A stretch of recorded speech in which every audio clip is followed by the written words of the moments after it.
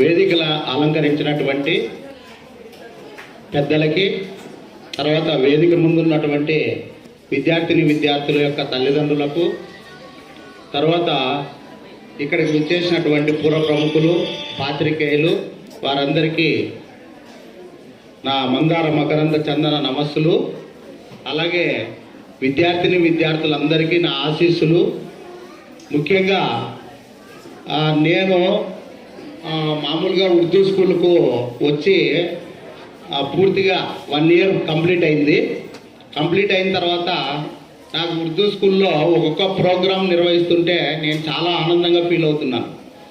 ఎందుకంటే అక్కడ చిన్నగా ఉన్నప్పటికీ వాళ్ళకు వనరులు చేకూర్చడం నా బాధ్యత. కాబట్టి అక్కడ ఈ మీకు అందరికీ ఫ్రీడమ్ ఫైటర్స్ పైన ఎగ్జామ్ పెట్టడం జరిగింది. ఎగ్జామ్ 100 మంది రాస్తాం, లేదా 1000 మంది రాస్తాం. వాళ్ళల్లో కొందరే విజేతలు అవుతారు. ఆ విజేతలైన వాళ్ళను, లేదా మనం విజేతలు కాకపోతే వాళ్ళనే మనం అభినందిస్తాం. ఒక్కసారి ఓటమి నెక్స్ట్ విజయానికి దారి చూపుతుంది. కాబట్టి ఎవరు ఫీల్ కాకూడదు. ఒకటి సారోళ్ళు చెప్పినట్లు, ఇప్పుడు సార్ చెప్పినట్టు, మనం ఎప్పుడు స్వాతంత్ర దినోత్సవం జరుపుకున్నా, రిపబ్లిక్ దినోత్సవం జరుపుకున్నా కంపల్సరీగా బాగా ఫేమస్ ఉన్నటువంటి వారి ఫోటోలు పెడతాం.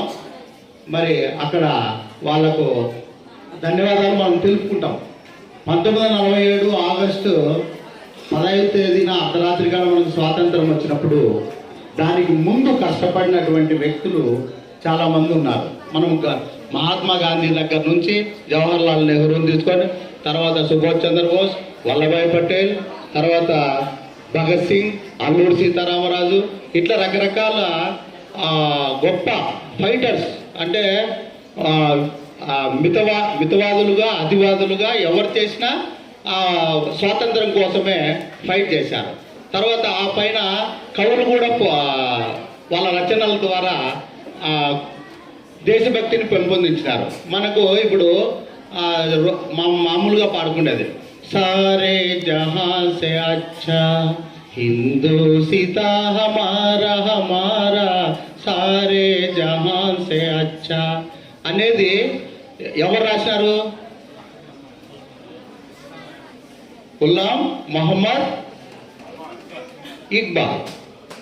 అంటే ఎంతటి సాహిత్యం, ఎంత పాడుకుండేదానికి, ఎంత ఇదిగా ఉంది. ఉర్దూ కవి ఆయన, ది గ్రేట్ ఉర్దూ పోయట్.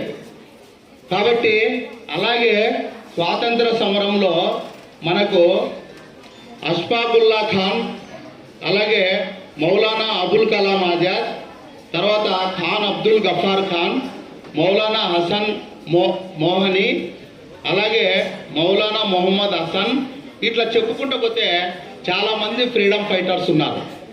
ప్రతి ఫ్రీడమ్ ఫైటర్ను గుర్తు చేయాలనే ఉద్దేశంతోనే జమాతీ ఇస్లాం హిందూ వారు విశేష కృషి కలిపి కేవలం ఒక విద్యా సంస్థకే కాదు, English medium, Urdu medium, Telugu medium అన్ని పాఠశాలలకి వీళ్ళను పరిచయం చేయడం జరిగింది. కాబట్టి విద్యార్థులందరూ కూడా చాలా ఉత్సాహంగా వాళ్ళు పుస్తకాలు తీసుకొని దానికి ప్రిపేర్ అయ్యి, మామూలు ఎగ్జామ్కైనా వీళ్ళు ఆబ్సెంట్ అవుతారు, కానీ ఈ ఎగ్జామ్ మాత్రం అందరూ 100% వచ్చేసారు. కాబట్టి వీరిని ప్రత్యేకంగా నేను అభినందిస్తున్నాను సార్.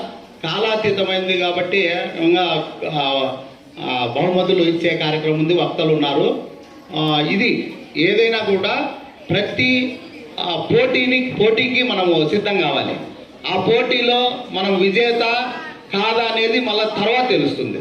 కాబట్టి అందరూ రాయాలా, అందరు తీసుకోవాలా. ఇప్పుడు తీసుకున్న వాళ్ళు సంతోషపడాలా, తీసుకున్న వాళ్ళను మనం చూసి సంతోషపడాలా. ఓకే, అందరూ ఓకే కదా? రైట్ అన్న. ఈ అవకాశం ఇచ్చినటువంటి అధ్యక్షుల వారికి ప్రత్యేక కృతజ్ఞతలు తెలుపుకుంటూ విరమించుకుంటున్నాను.